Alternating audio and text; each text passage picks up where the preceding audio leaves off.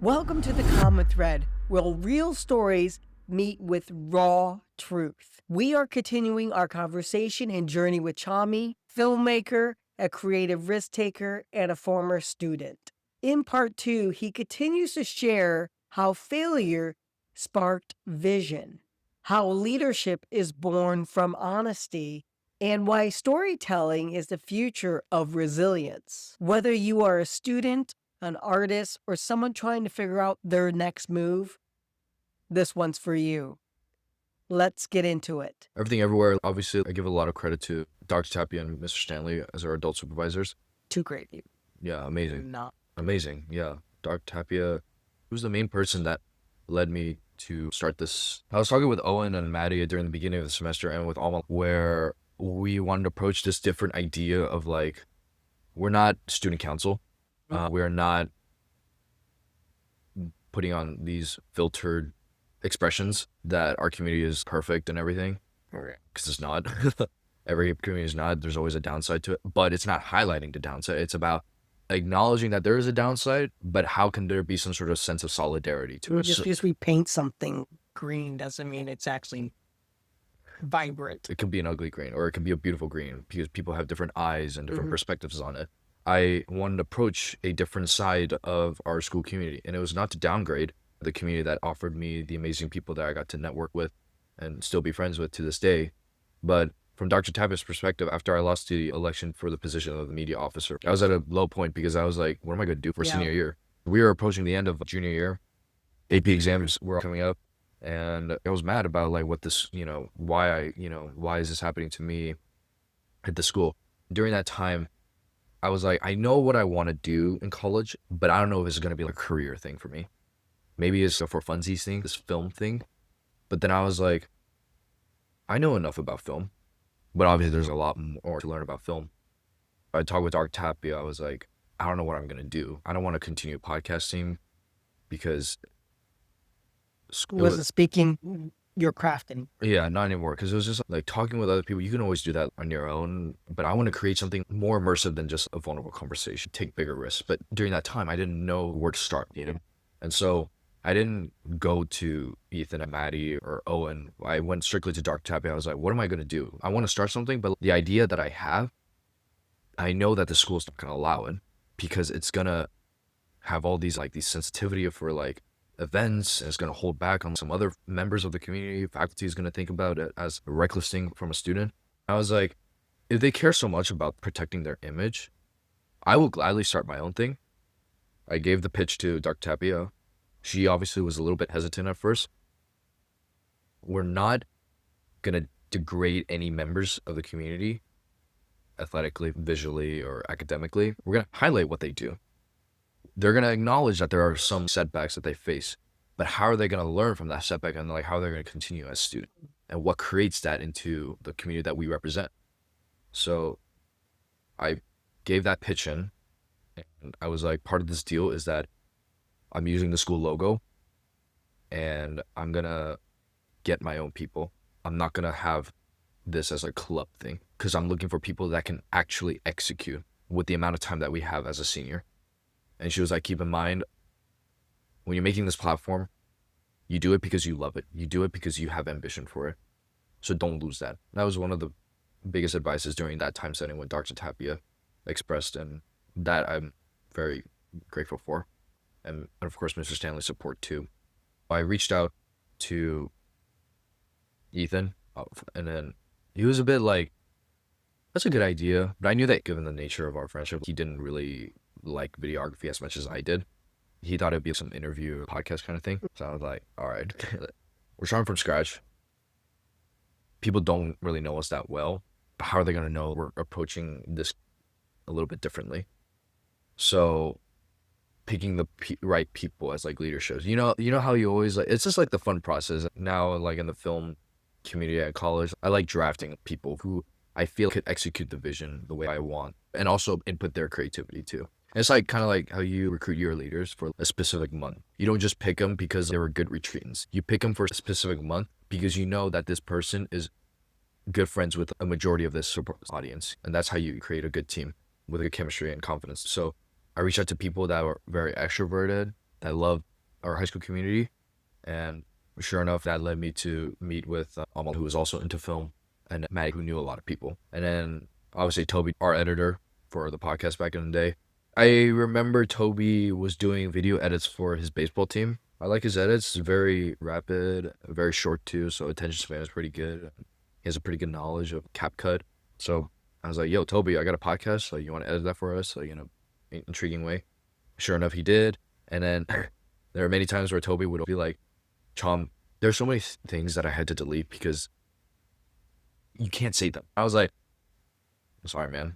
That's just the nature of podcasts. You want to ramble on things. Yeah. Honesty, that's how it's going to be. But again, that was like another thing about podcasting for your school community. There's so much censorship that you need to be aware of. I'm like, I can't do that. If you're going to, because podcast is like speaking freely of what's in your mind, following the agenda. This is a very strict agenda, what they implemented respectfully. It's very strict. But for them to give us a platform in the first place was already more than enough. So that I'm grateful for to Mr. Ford. So I reached out to all those people, condensed into a 9-person team with a graphic designer. I need a BTS photographer to see what happens behind these closed doors, to hopefully because when I watch like behind the scene videos for film or for like photos, like BTS flicks of how the director and the actors are communicating together, I was like, that's pretty cool actually. Like, oh, so this is how they do it in between those scenes, and that's what I wanted to do with either a camera or with the athletes, the coaches, and a couple folks behind with the camera capturing that moment. That's what we wanted to do, to show that we're everywhere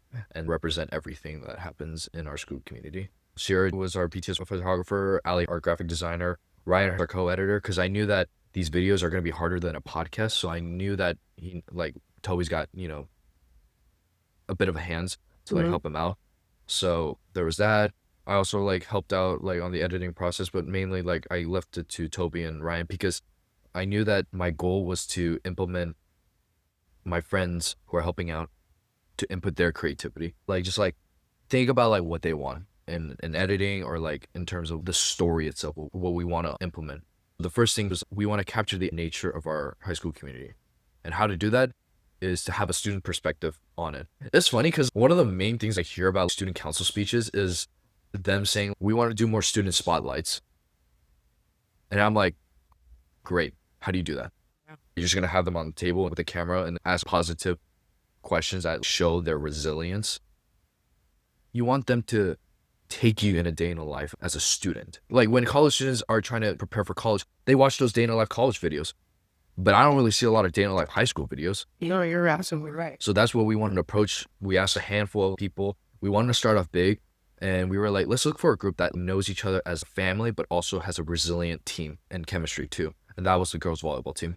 Volleyball is such a solidarity sport at the same time. You can't really say there's this one player that carries the entire team. Right. Because you got your pin hitters and you got your defense to help. It's a very equal balance thing.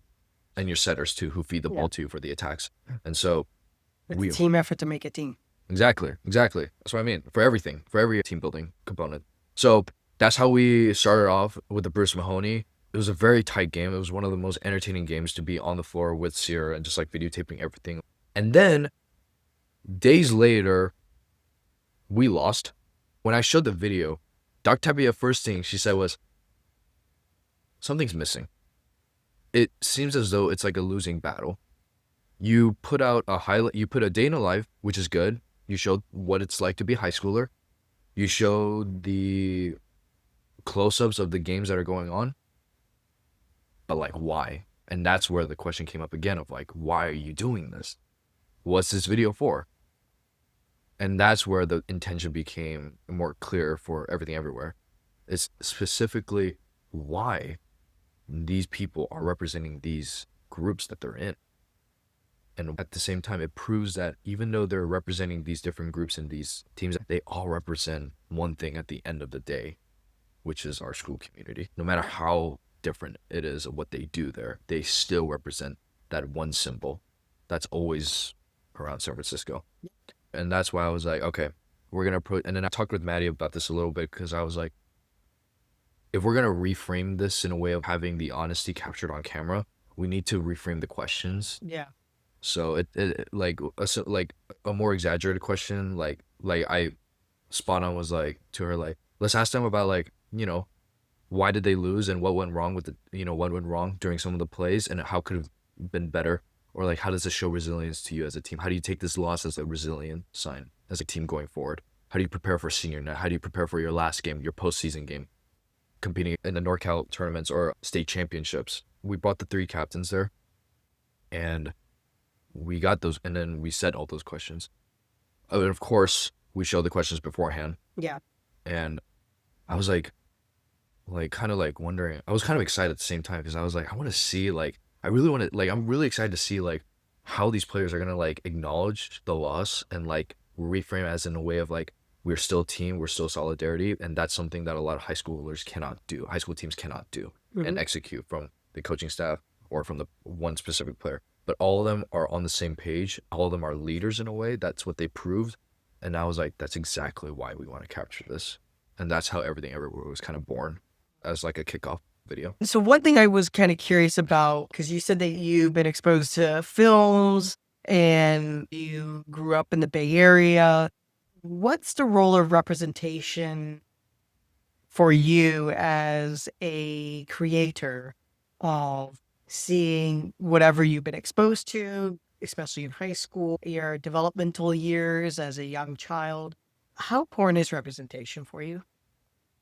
When people think about representation, like obviously, you know, race is a big thing, gender, or any other societal issue we face today.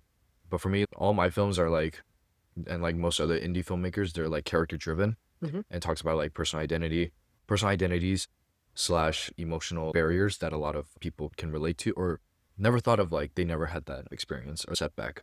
So for me, in that case, representation, I draw out this map of like, very interesting characters, not like ordinary people. There's already a separate community in the cinema world that coming of age is its own thing, and it's so common these days. So like, it's gonna be pretty conventional when student filmmakers make them, when already these other professionals make them better.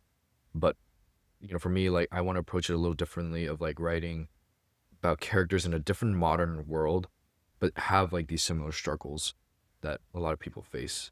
It's just like a matter of mixing entertainment and relatable traits that maybe adolescents or adults share. So basically for me, I draw these characters out.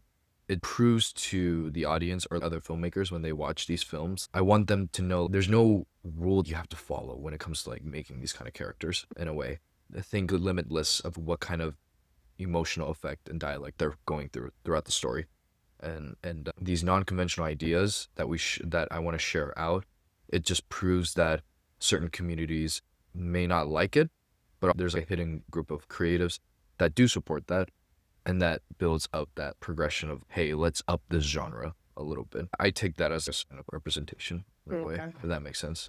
For me, as of right now, when I make films, I typically shy away from my cultural background and rather focus on like very like fictional narrative driven base of like more modern fiction, or like I guess like I'll take the gangster film for example. I made this film called The Nicest Terrible Thing I've Done, and like it was adapted from a lot of Asian gangster like films.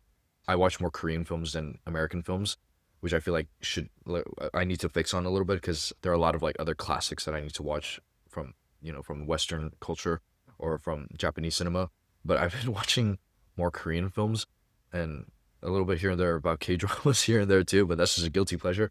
But there's like a hidden element and very like uprooted like theme that's like happening in Korea, the way education is being executed and how it's different from the American institutional system. And also bullying is a big thing in South Korea compared to America. Oh, really? Yeah. There's a show called The Glory or Weak Hero. The Glory is one of the most painful K-dramas that I think a lot of people can relate to, because it just dives in so much about like, it's a revenge story, but it talks about how these spoiled, rich, bratty students target marginalized students that have less resources financially. And Korea, what I've been hearing and seeing from my family too, they didn't have like any of those wellness resources, which like really pains me a lot, because I was like, Korea has a very strict educational system. They have to go to school early in the morning, finish late, then go to night tutoring every single day. They come home at probably 10 p.m. or 11 p.m. And it's very brutal because they have to take this exam to go to at college. And that's how their identities are defined.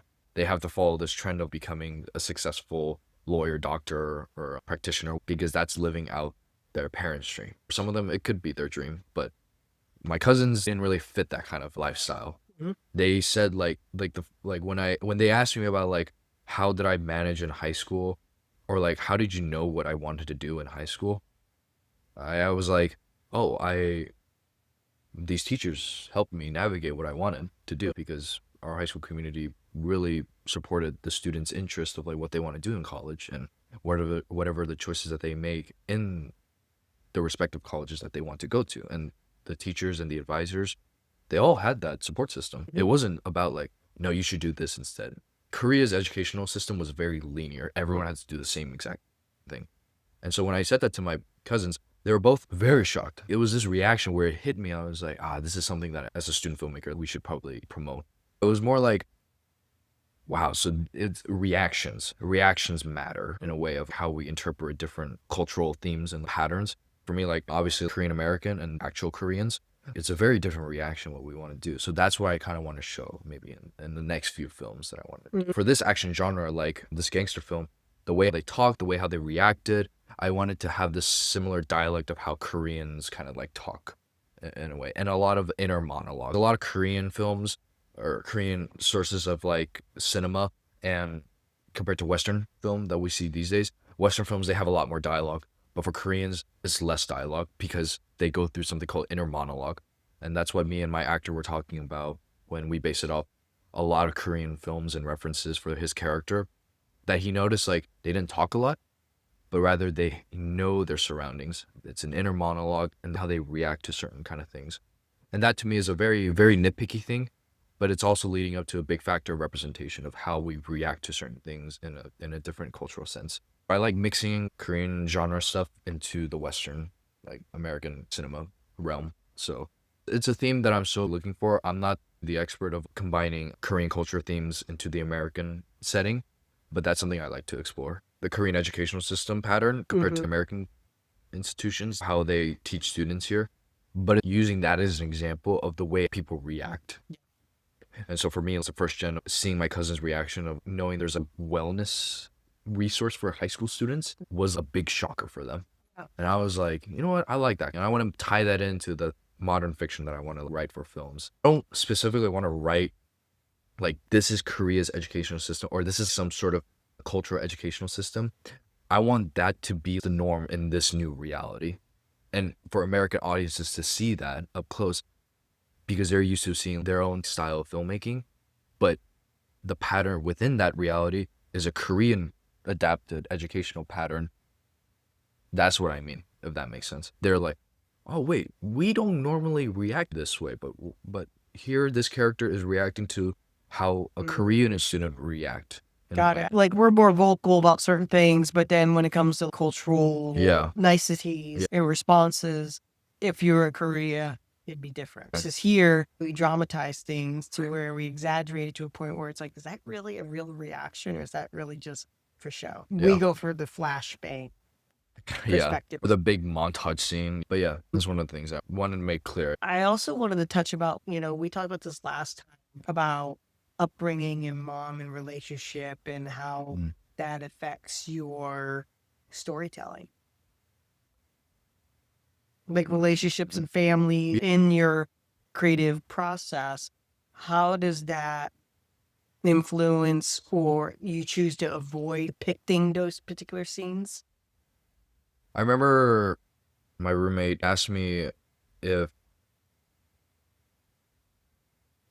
for the kids that look like us that were growing up, do we take our parents' love as a source of trauma? It was like a question about that. Like, do we take our parents' love as a source of trauma? It's a yes and no kind of thing. Because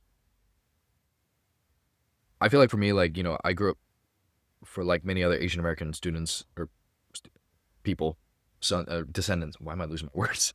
Because we've been talking for almost 3 hours. Again. So it's like a 6-hour, like 7-hour podcast probably, if the other episode was combined. But like, I remember growing up, I had a very different way of seeing life compared to other American students.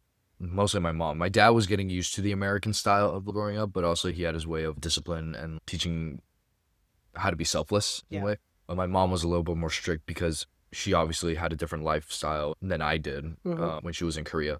And so for me, at some point when I was younger, I didn't know, obviously when we were young, we don't know what trauma is. But as we grow up, I noticed that we kind of go back to these old memories of how our parents treated us, whether it's their version of discipline, waking us up, that this is the real world and this is how they're going to prepare you for it. Yeah. As painful as it was and relatable it was to a lot of people, I don't see it as like a source of negative trauma because I feel like these days trauma is like a trend. And I don't want to romanticize saying like, oh, the way of how my mom taught me made me become this better version. No, I was loved. I was listened to. I was cared for. It's just I had a different lifestyle compared to these other American students. Of course, there's no difficult way of handling parental guidance. But for me, I had very different reactions, even to this day, even in college. Certain families have more access to alcohol, drugs, or substances, whereas for me, I had no idea what that was. Some students have more access to functions, kickbacks, or party. I didn't know any of that. So like I knew at some point the way my mom taught me is not necessarily a negative thing. It's just my way of appreciating her in my own way. I think a lot of Asian Americans can say this too. It's hard to say I love you to your parents as an Asian American, but we appreciate their love and their care in their own way and in our own way too. That's just how it is. That's just the norm. There's no way, and we shouldn't say that their love and their way of teaching life is a source of trauma because it's their way of trying to give the life that they never had in the first place. And that's what I learned from a lot of TV shows and films because it was hard for me to see my mom's perspective when I was younger. That's why there's these constant arguments. That's why I hear from a lot of these other Asian American friends that I have of like, my mom's always being mean to me. Like, you know, sometimes there's like these moments of like verbal abusement where I just like can't take it anymore. Like she's becoming more personal because of this one mistake that I had. That's why I was like, you know, the hardest critique on myself. I was always hard on myself. That's why I had to grow up a little bit fast, I think, for my opinion, because like it was just a way of like how I knew that my career comes first before my social life, as my mom always says. But for other families, it would be like, try your best to balance it out. And I'm still getting used to having a social life and also being very career oriented. But in that realm of messing up in between that progress, the whole world crumbles down. That's just the way we were taught. But I don't see that as a source of trauma. I see it as a way of like, how can you re-navigate yourself again? If a detour comes to us, it's because we made that detour happen, because it was the decisions that led us to enter this detour. Because we've made another decision, we could have probably ended up in a different pathway. But we made this conscious decision of hitting a detour here. But from that detour, how are we going to go around this detour? Are you going to break it? How are you going to cross over that kind of thing? So I feel like in that sense, I interpret it as a way of life doesn't happen to you. You make life happen. It's the other way around, from my opinion. So that's why the teachings that my mom or my dad gave me, like, they always say it's your decision. It's your choice at the end of the day. Because they understood, you know, they kind of lessened a little bit about harsh Asian teachings, and then they kind of meddled in with their American way of like teaching too. So like, you know, grades was obviously a big thing, but you know, now it's kind of simmering through, but they still care in their own way. For me, I understood the decisions and the choices we make are the sum of our lives. And so that's how I took that as a way of growing up. But in no circumstance, it's like a way of trauma. I feel like the way how people react to it is a lot different. That's why you have a lot of mixed reactions of how people talk about the way they were taught from their mom. I will admit though, Miss Murray and I were working on a PIQ. For some reason, like the film application for UCLA had a PIQ, or personal insight question, in the UC application, which was our favorite question: what's the greatest challenge of your life? And I'm like, sorry, I hate that question. No, seriously, I dislike that question. I told that to her, and then Miss Murray was like, I know, but you know. And then I straight up like asked either Tim Plessa and Miss Murray. I was like, what's the most common thing? You know, what's the most common thing that people say? Sports trauma, broken bone, breakups, parental thing, or parents, or respectively diseases, the most common. And I'm like, ooh, okay. So I probably half of those I don't have. The greatest challenge, the most common one was quitting a sport. So I was like, I'm not going to write about quitting a sport. I remember one of them asked me, you're not going to write about you leaving volleyball, right? I'm like, absolutely not, bro. It's so boring. And then they laughed, and then I was like, yeah, I'm not picking that one. But it was kind of hard for me to come up with the greatest challenge. In conclusion, I almost said myself, but that sounded very pretentious. Oh, I was like, and that Is it, or is it more you being really reflective? the way how you address it, yeah, definitely. Because it's rare for me to write about myself. Yeah, Because so you're yeah, explaining yourself to somebody the- that doesn't know who you are, and yet you don't like talking about yourself. yeah, exactly. In all, I would probably talk to someone about myself as if they know. Yeah, so as if they know who I am in the first place. But like that's why I have trouble in these interview questions during college. I noticed like when they ask me straight up, tell me about yourself.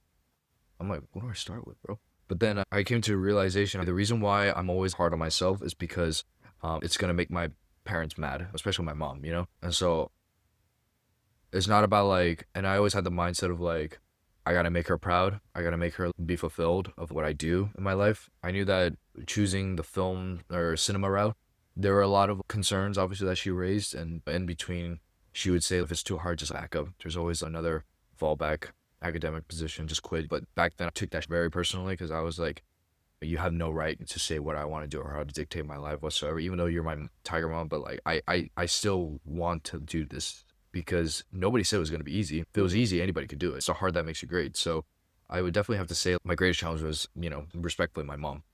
And I did consult her about that. And my mom actually was like, yeah, write about me. I want to see what you, That's funny. like, she was like, in a way, she was like, kind of like, yeah, I like her reaction. She was like, okay, go on, yeah, go on. See what, Just do it. just do it. Just do it. See what happens. See what happens. There's a question I have. Of course, yeah. This is what came out earlier, and now I remember what I wanted to ask you. Thank you to our audience who are here today. I appreciate that. Thank you guys for being here.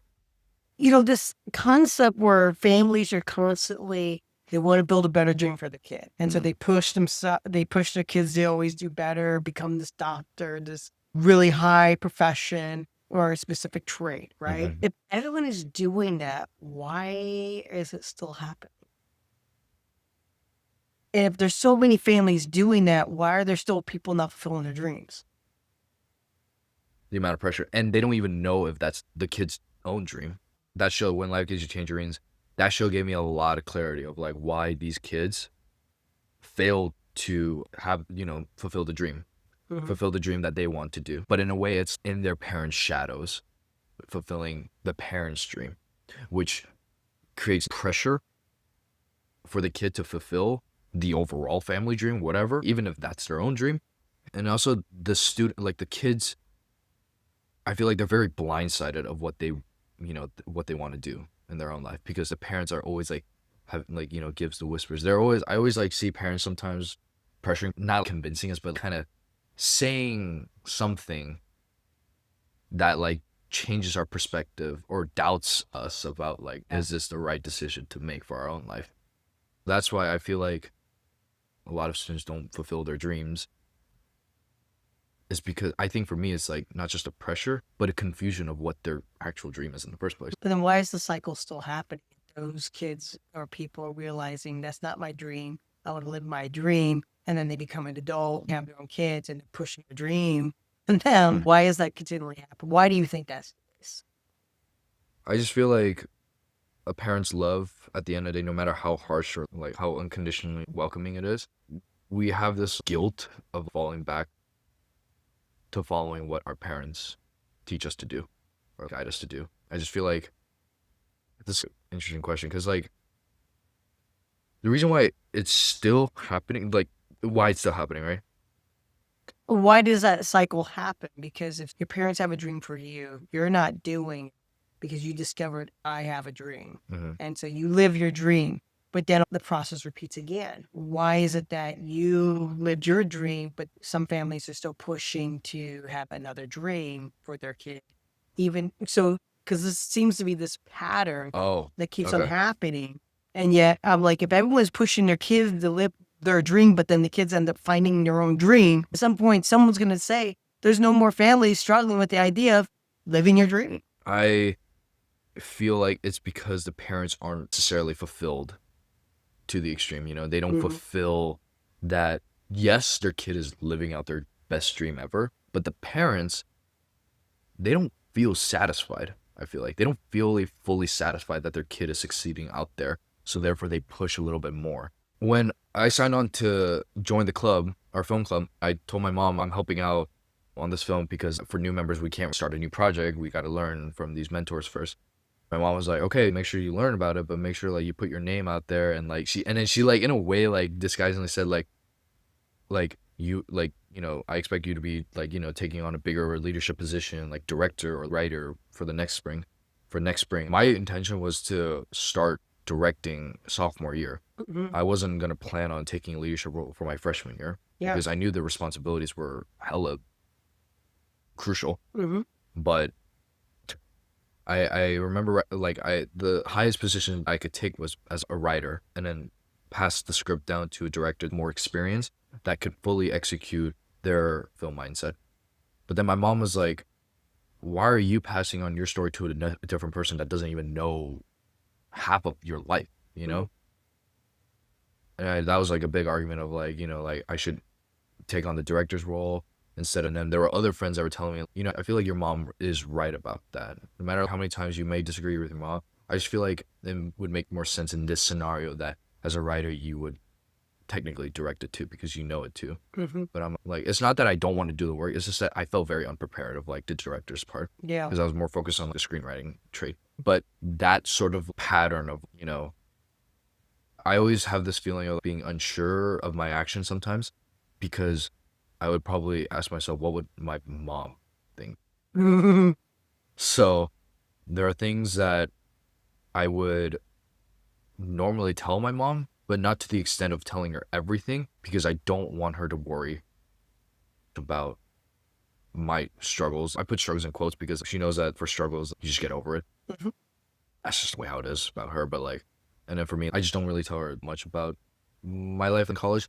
As long as I tell her I'm like on track of my academic plan and I'm on track of like what I'm doing for film, that's all that matters. And now she's like loosened up a little bit, like, okay, I accept that. I think the reason why this cycle continues is because the parents don't feel satisfied from their own personal needs. Parents, they're their own people too. They still have that inner child, like, you know, dream of like, you know, fulfilling something that they never thought of doing in the first place. I always tell people, and I've been using this line a lot more, our parents raised us, they watch us grow up and everything, but we also did the exact same with them.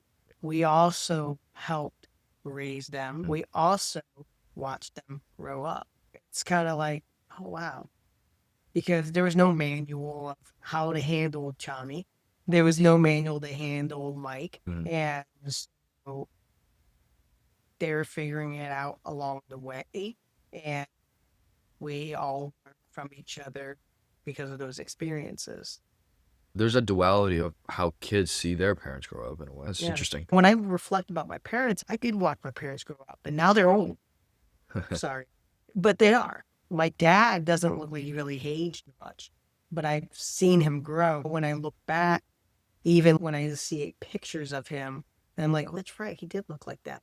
And he was going through his own problems, own issues, things at work and whatnot, not knowing the complexities that are there. Yeah, exactly. It's kind of interesting because I know that my parents are battling their own battles. The most common thing that a lot of Asian American family households can relate to is we never talk about our problems on the dinner table. It's very fascinating to see being vulnerable intentionally in front of your parents is pretty common for a kid to do, but the parents being vulnerable to their kid is the rarest thing I've ever seen. Was that something that you grew up to where they provided the space for you to be vulnerable with them? I think I just made that space for myself, honestly. I feel like every kid in their own way, they gotta like make the space for themselves. Like the parents, they don't know respectfully jack about like, you know, wellness and mental health or anything like that. My parents never went to therapy. I never went to therapy either. Americans these days, they say therapy is amazing. You get to learn a lot of I go to it, but also I'm like, have I learned anything? A little bit. Yeah. But was it worth the money? Maybe. The reason why I hold back on therapy is because like two things. One, financial. I don't want to pay about talk about my problems when I have other friends that give the time just for probably 8 minutes, you know, and just talk about that.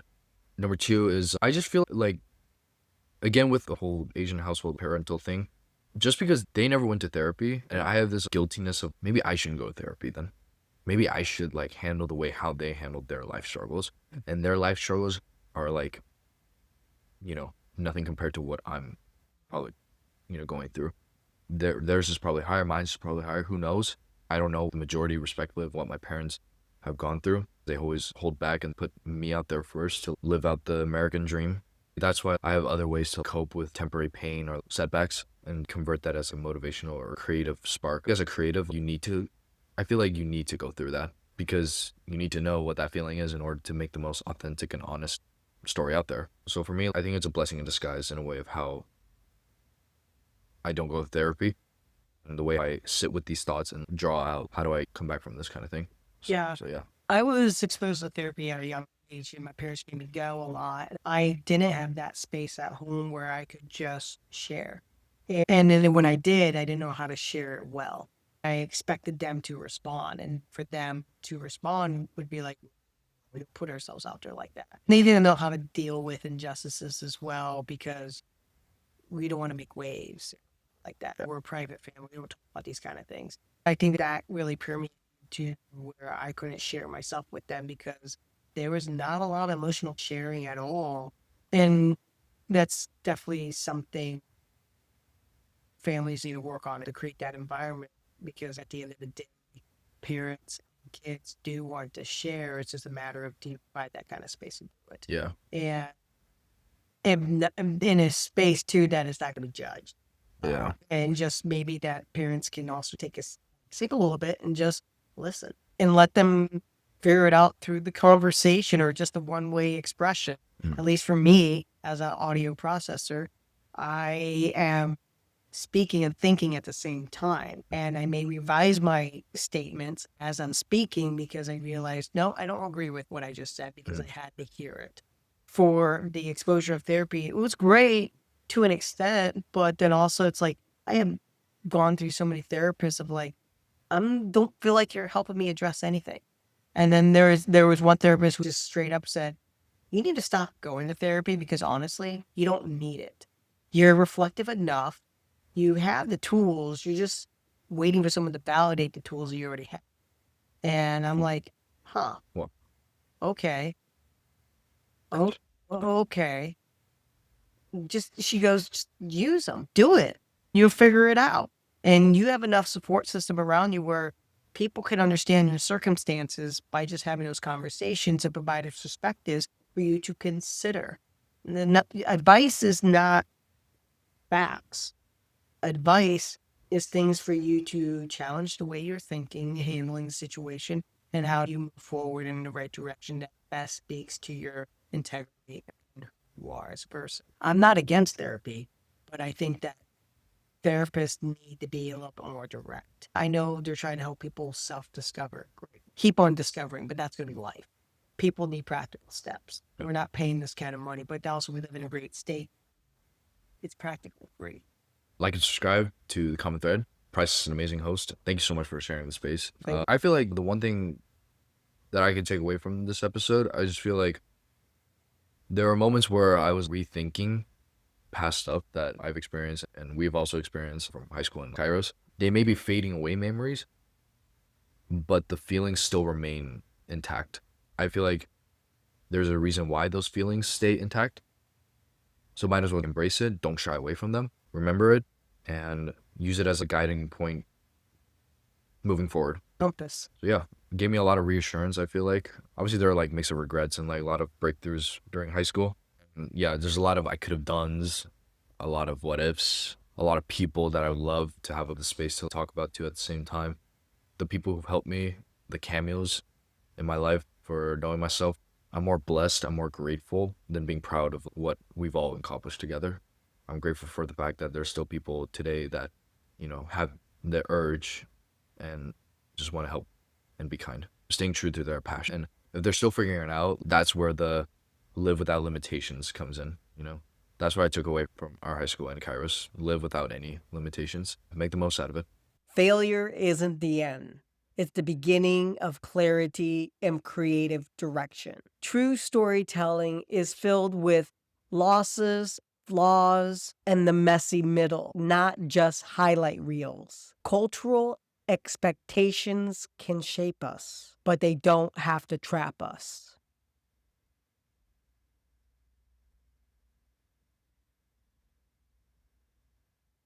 Representation means showing complexities, not just the category. Your voice has power when you stop performing and start telling the truth. If you're sitting with failure, remember, it's not your end. It's the start of clarity. If your story feels messy, good. That means it's honest. If cultural expectations weigh heavy, know this: you can respect your roots without being buried by them. Representation isn't about checking the boxes. It's about showing up with your complete self. And your voice, it's the strongest when it's real. Thanks for being here. Subscribe, share it, and stay with us. This is The Common Thread, where we tell the truth and make space for yours.